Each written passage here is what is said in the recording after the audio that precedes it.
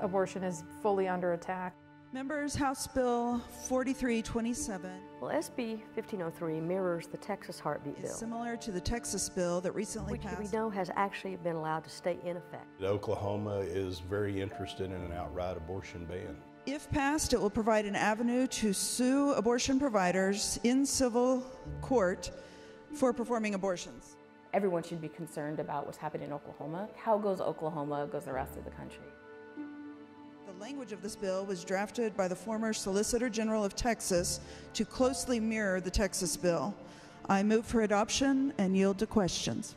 As the Oklahoma legislative session started, there have been SBA copycat bills that have been moved through the House and the Senate. At any moment now, basically, in Oklahoma, we could have to stop providing care. I knew they were going to do this last. Amendment number 4 to House Bill 4327, page 3. This is the emergency clause. Line 18 and a half. You're recognized to explain your amendment to the amendment. Thank you, Mr. Speaker. This inserts Just to hear what people in the state legislature are saying about abortion clinics and abortion doctors and abortion patients, it's just unbelievable. It's really hard to watch, and we know that this is probably our last opportunity to provide people locally with this care. And so I think people are finding it within themselves to keep going, but people are tired. One of the tenets of healthcare is that it's accessible to people, and if you're making something so inaccessible, that's just wrong. Patients are really struggling to get care that they need, period, and then also to just get care that they need in a timely fashion. So we're looking at even more people being displaced from their homes, needing abortion care. It's a pretty dire state of affairs.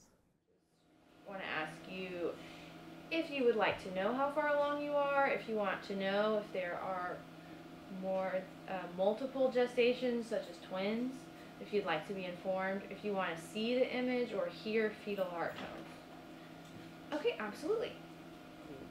I used to be very pro-life because that's what my family used to be. They used to be very pro-life. And then I had 2 kids at a young age, and I realized this isn't for everybody. It's not as easy as everybody makes it seem to just raise kids by yourself and be alone and go through it alone. It's not just as easy as it is. I have a 3-year-old and a 1-year-old, and I'm 19.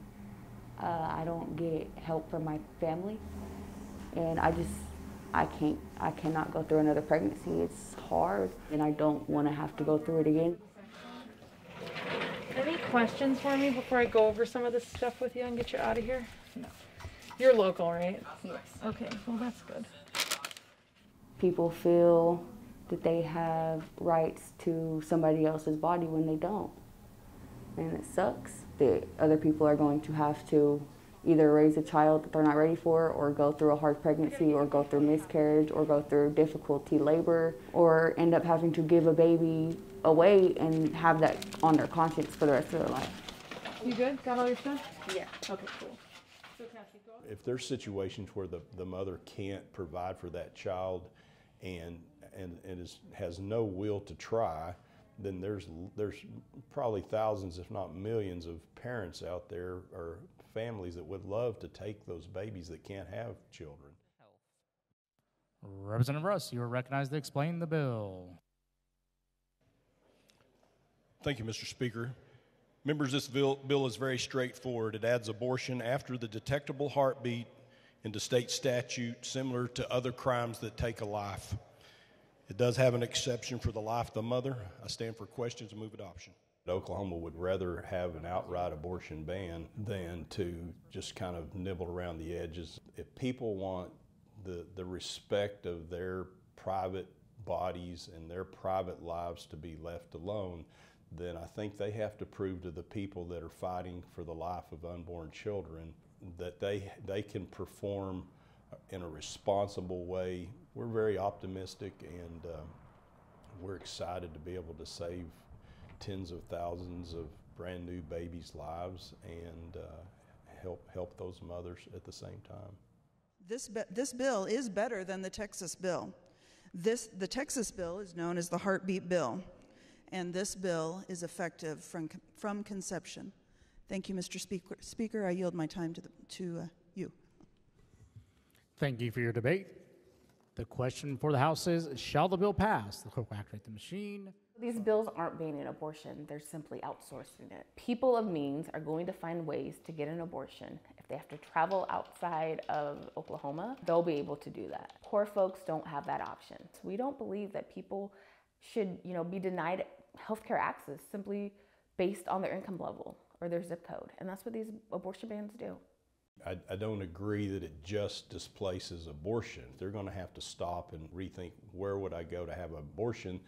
Along the way, they're going to pass an opportunity or encounter an opportunity to say, what's my second option? What if I don't have an abortion? So I would disagree that we're just displacing abortion.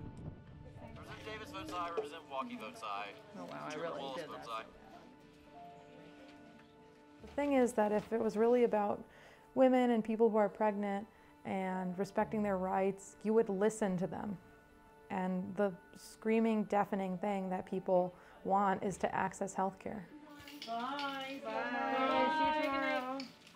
We're going to see our world and society step backwards in terms of civil rights, and that's really, really devastating.